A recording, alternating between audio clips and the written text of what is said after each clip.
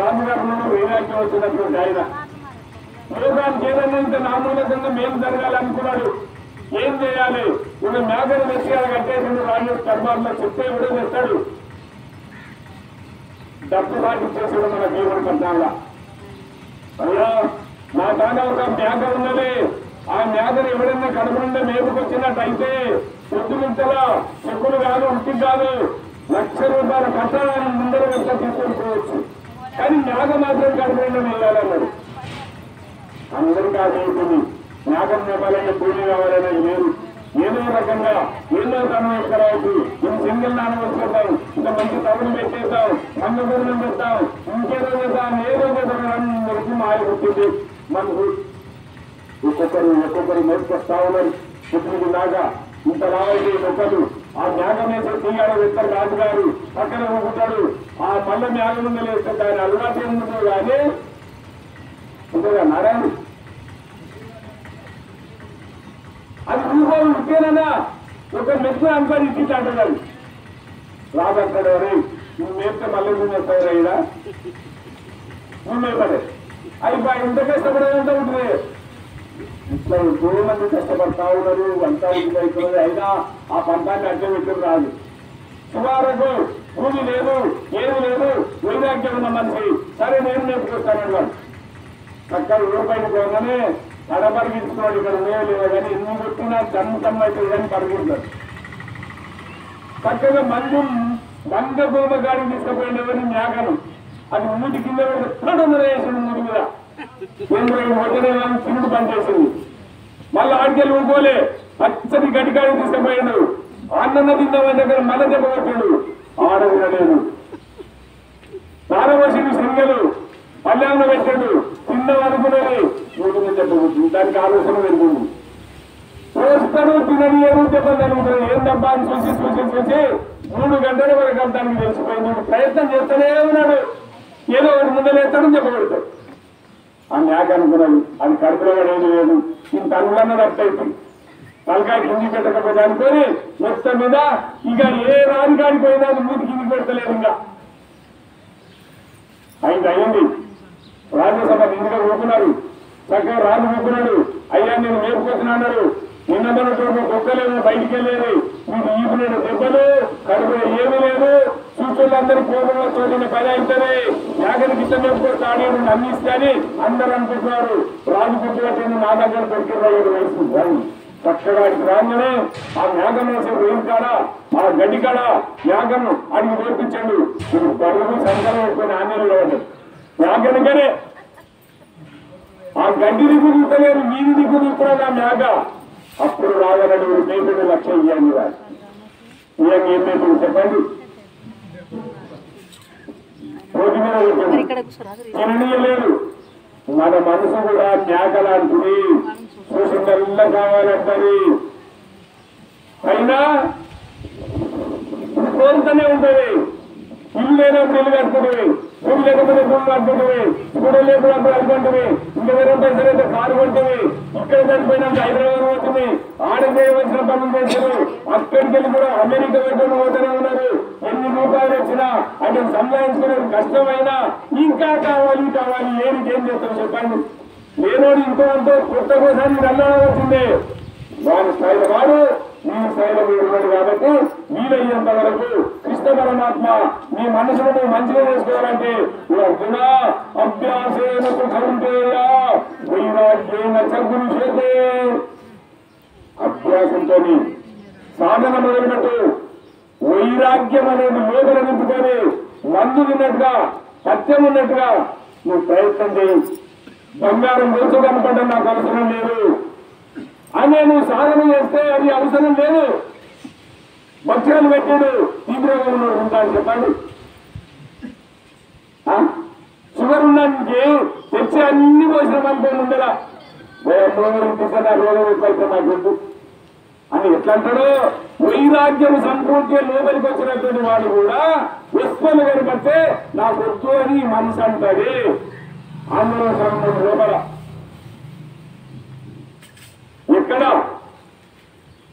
వచ్చే వైడూర్య భూమి విశ్వరావు పెద్ద మనిషి ఇచ్చింది సీతమ్మ. ఇంట్లో ఏమన్నా ఉన్నాడా రాముడు అని ఎక్కింది, కానీ అది కావాలని కోరుకోలేదు. చివరకు రామాంజనేయ యుద్ధమే తయారైంది. అదే రాజ్యం వదిలిపెట్టు అంటే యయాతిని వదులు, నీకు కావలసినటువంటి యువరాజుని చేస్తే యావత్తు అన్నాడు ఆయన. నాగా ఒక సన్యాసిగా వైరాగ్యం ఉన్నదిగా నువ్వు అనొచ్చా, నేను చేయొచ్చా అన్నాడు. కానీ అమ్మని ఇంత చేసేవారు కాల్తో అక్కడ తంతే మొక్కనికపోతే ఆయన చింతానందమో స్వామి రాజ్యాలను వదిలిపెట్టి భోగాలను త్యాగం చేసి అరణ్యాలను కూర్చొని తపస్సు చేసిన ఈ కాలు వానికి దొరకలేదు.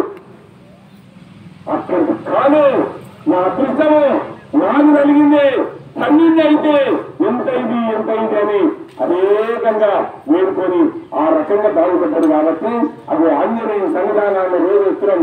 ఆయన చూసినప్పుడు కోరికలు కోరవచ్చు. ఓ ఆంజనేయ, నువ్వు రాముడు ఒకటే కావాలని నీ కోరికలున్నాయి, నాకు అటువంటి బుద్ధిని ప్రసాదించు. మనోజనం మారుత తుల్యవేగం జితేంద్రియం బుద్ధిమతాంతరిష్టం వాతాత్మజం వానరయూఢముఖ్యం శ్రీరామదూతం శిరసాదమామి. 6 లక్షణాలు ఆంజనేయ స్వామి కూడా అక్కడక్కడ రాసి పెడతారు పద్యాన్ని. మనోజవం నువ్వు మనుషులు ఎప్పుడు అదుపులో పెట్టుకున్నటువంటి వాడు. ఆయన ఏ దానినైనా కూడా మనసును జయించినటువంటి వాడు. మనోజవం అంటే 12 గంటలు రాత్రి సీతమ్మను ఎదుగునిక లంకా నగరానికి పోతే రావణాసురుడు ఉన్న కొందర జోడాడుతూ వందల మంది విపరీతంగా పడుకున్నటువంటి సూక్ష్మరూపం ధరించి మామూలుగా కిటికీలకి లోపలికి చదివి ఈయన సీతనా అని ఏకాంకితంగా ఎదుగుతున్నా ఒక్క అమ్మగారి మీద కూడా మోసం పెంచుకోక మనోజవం మారుత తుల్య వేగం రామనామం అనుకుంటూ ఆ లంకానగరం పోవడానికి సముద్రం మీదకి వెళ్ళి పోతూ ఉంటే నైనాకుడు అనేడు వాడు వచ్చాడు. స్వామి ఒక్క నిమిషం మీద కాలాపు దమ్ము తీసుకో, అవతలిపోయానంటే నేను రామనామ ప్రభావంతో అవతలిపోతున్నా, రామ కార్యంలో పోతున్నా, నాకు అలసట లేదు, శక్తి పెరుగుతుంది, పక్కన జరుగు, నువ్వు అన్నదానికి నేను చేతి మోపి వెళ్ళిపోయింది. కానీ ఆయన మీద ఊపలేదు. ఆయన మారుత తుల్య వేగం జితేంద్రియం, జితేంద్రియుడు ఏది కావాలని ఏనాడు కూడా ఆయన కోరలేదు. జితేంద్రియం బుద్ధిమతాం, బుద్ధి రాముని పాదాల మీద తప్ప ఆయనకి ఏమి లేదంట. పూర్తి అయోధ్య నగరానికి వచ్చారు. లంక వినాశనం జరిగింది. మళ్ళా రాముడు సీతమ్మ గారు కాలం గడుపుతున్నారు. ఈయన అన్ని పనులు తీరినే నా రాముని ముందలే కూర్చుంటే రాముని పాదాలకు ఎమ్మకాలి, పక్కకు ఈయనే ఉండాలని పక్కన పెట్టుకోడు. సీతమ్మకు బాగా కష్టమవుతున్నాడు.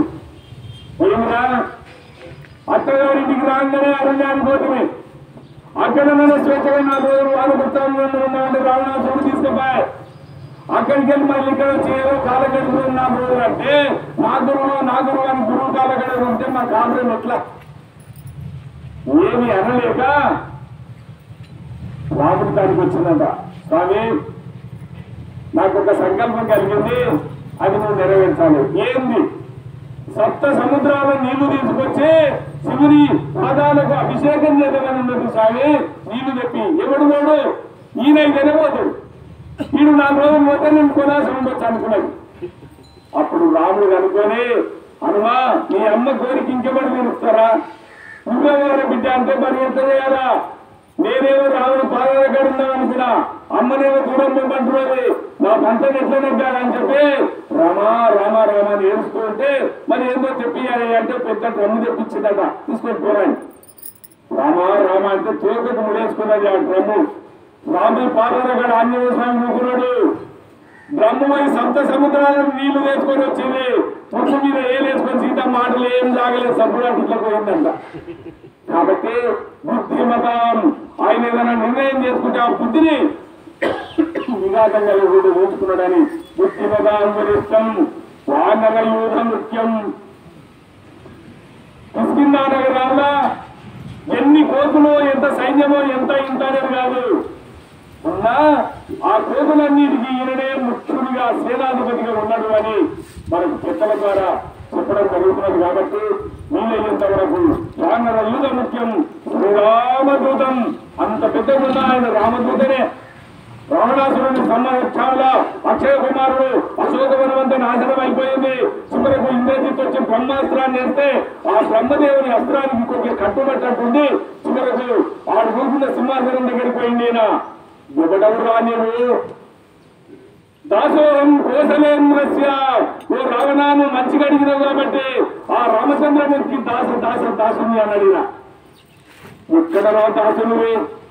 ఎంతమంది రాక్షసులను నాశనం చేస్తవే? ఎన్నో ఏళ్ల నుంచి పెరిగిన అశోకవనం అంతా పీకేసినవు. ఇంత గొప్పడవు.